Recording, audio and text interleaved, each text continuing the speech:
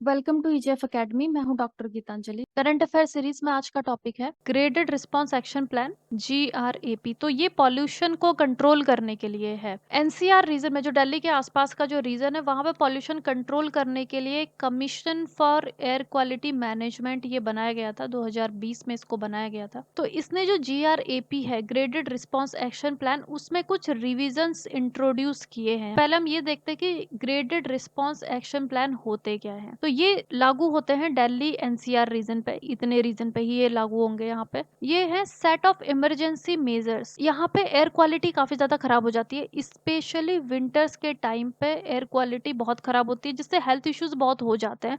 तो उस air quality को मेंटेन करने के लिए, एक हेल्दी लेवल पे मेंटेन करने के लिए ही यहाँ पे कुछ इमरजेंसी मेजर्स लिए जाते हैं। उसी को GRAP कहा जाता है। अभी ये जो ग्रेडेड रिस्पांस एक्शन प्लान था, ये 2016 में इसको अप्रूवल दिया था किसने? सुप्रीम कोर्ट के अप्रूवल से ही ये यहाँ पे लागू किए जाते हैं। तो 2020 में सुप्रीम कोर्ट का जो अपॉइंटेड एक अथॉरिटी है, that is EPCA, environment pollution prevention and control authority, वो इसे इम्प्लीमेंट करती थी GRAP को।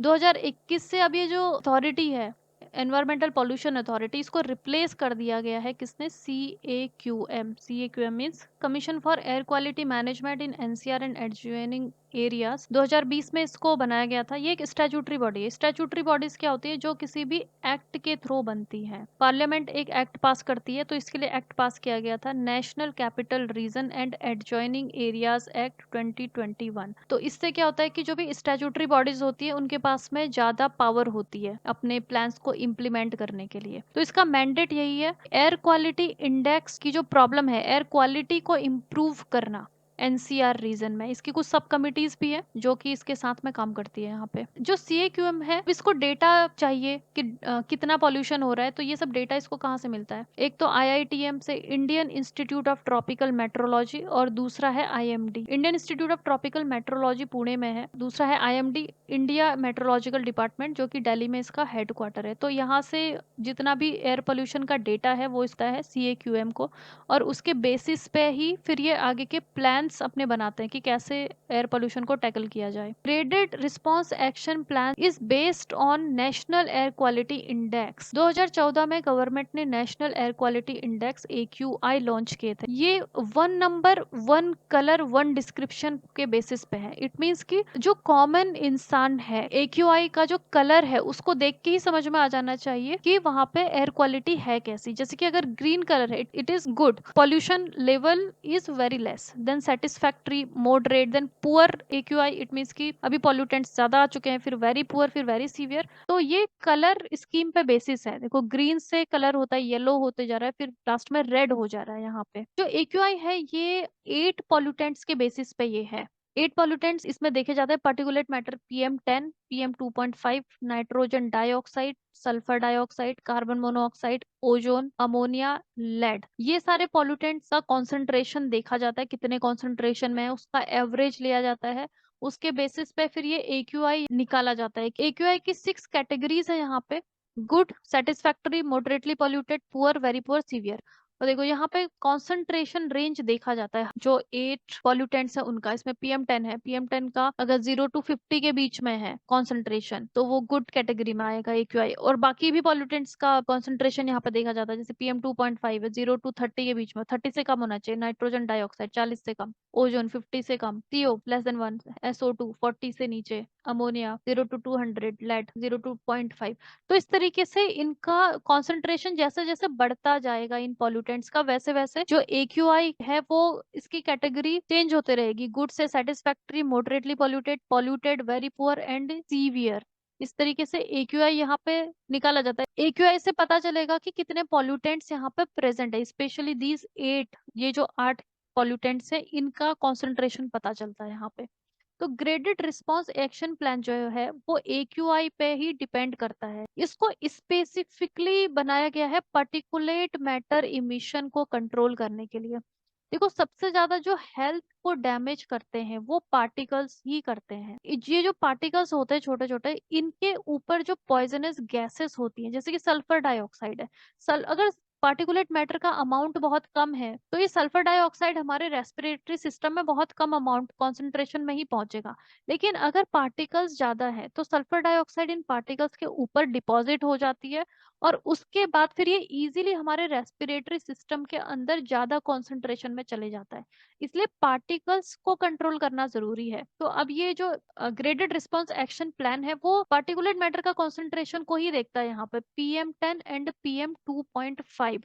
अगर PM10 पार्टिकुलेट मैटर जिनका डायमीटर 10 माइक्रोमीटर से ऊपर है, दैट आर PM10, और PM2.5 यानी कि 2.5 माइक्रोमीटर तक जिनका डायमीटर है उनको PM2.5 में बोलते हैं। तो अगर ये मॉडरेट से ऊपर चले जाता है इनका कॉन्सेंट्रेशन, तो उसके बाद यहाँ पे ग्रेडेड रिस्पॉन्स एक्शन प्लान लागू कर दिया जाता है। अब इसमें करते क्या क्या है, इसमें गवर्नमेंट अलग अलग एक्शंस यहाँ पे लेती है। अब अगर AQI मॉडरेट टू पुअर में है, मॉडरेट टू पुअर यानी कि 100 से लेके 300 के बीच में अगर AQI है, मॉडरेट टू पुअर कैटेगरी में है, तो यहाँ पे पार्टिकुलेट मैटर का कॉन्सेंट्रेशन कितना होगा, 61 से 120 माइक्रोग्राम पर क्यूबिक मीटर, और PM2.5 350 माइक्रोग्राम पर क्यूबिक मीटर।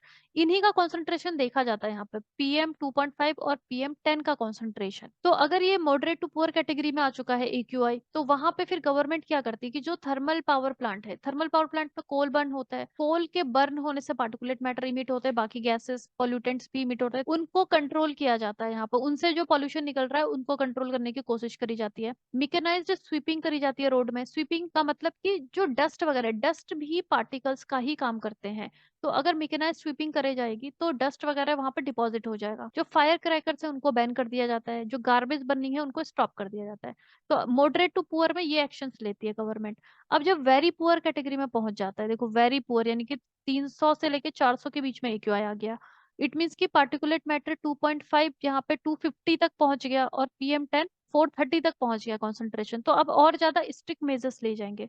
जो डीजल जनरेटर्स हैं वो सब स्टॉप कर दिए जाते हैं। बस मेट्रो सर्विसेज को बढ़ा दिया जाता है। अगर बस मेट्रो सर्विसेज को इंक्रीज करेंगे, इट मीन्स कि जो इंडिविजुअल जो कार्स वगैरह, इंडिविजुअल व्हीकल्स जो है लोग कम यूज करें। क्योंकि होता क्या है कि अगर एक बस है तो उसमें 100 पैसेंजर एक साथ यहाँ पे ट्रेवल कर सकते हैं, लेकिन एक कार में सिर्फ 2 लोग ट्रेवल कर रहे हैं, तो यहाँ पे बहुत सारे गाड़ियां चलानी पड़ रही है, तो उतना ज्यादा पॉल्यूशन हो रहा है। तो इट मीन्स कि पब्लिक ट्रांसपोर्टेशन अगर बढ़ता है तो उससे पॉल्यूशन का लेवल थोड़ा सा कम हो सकता है। तो इसलिए गवर्नमेंट चाहती है कि जो मेट्रो सर्विसेज है, बस सर्विसेज है, उनको इंक्रीज किया जाए। देन जो कोल फायर वुड जितना भी बर्न हो रहा है होटल्स वगैरह में, वो सब बंद कर देंगे। फिर आती है सीवियर कैटेगरी में पहुंच गया, अगर सीवियर यानी कि 400 से 500 के बीच में AQI पहुंच जाता है, इट मीन्स कि PM2.5 मोर देन 250 माइक्रोग्राम पर क्यूबिक मीटर से ऊपर पहुंच गया इसका कॉन्सेंट्रेशन, और PM10 430 से ऊपर।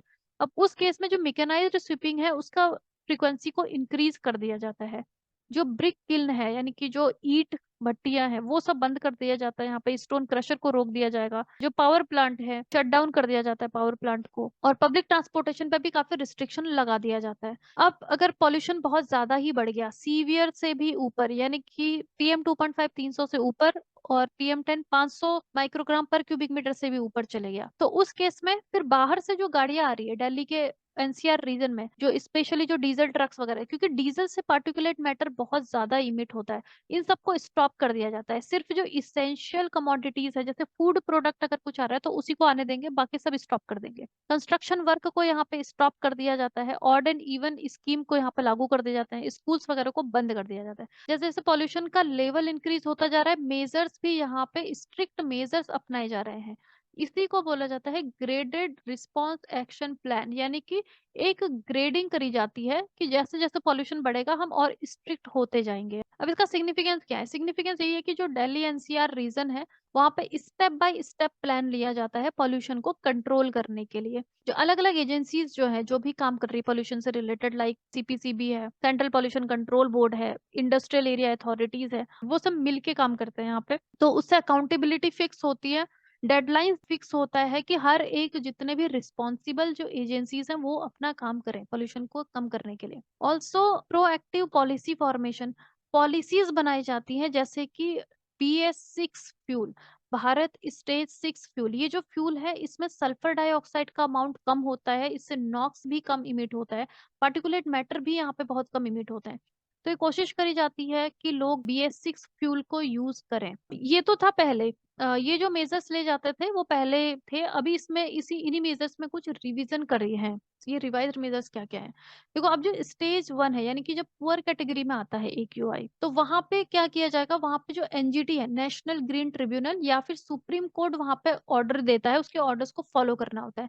जितने भी एजेड जो पुराने डीजल पेट्रोल व्हीकल्स हैं, क्योंकि जो व्हीकल्स जितना पुराना होता जाता है वो उतना ज़्यादा पॉल्यूटेंट इमिट करता है, तो उनको यहाँ पे रोका जाएगा, और जो भी इंस्ट्रक्शन एनजीटी देगा या सुप्रीम कोर्ट के जो ऑर्डर्स होंगे वो सब फॉलो करे जाएंगे।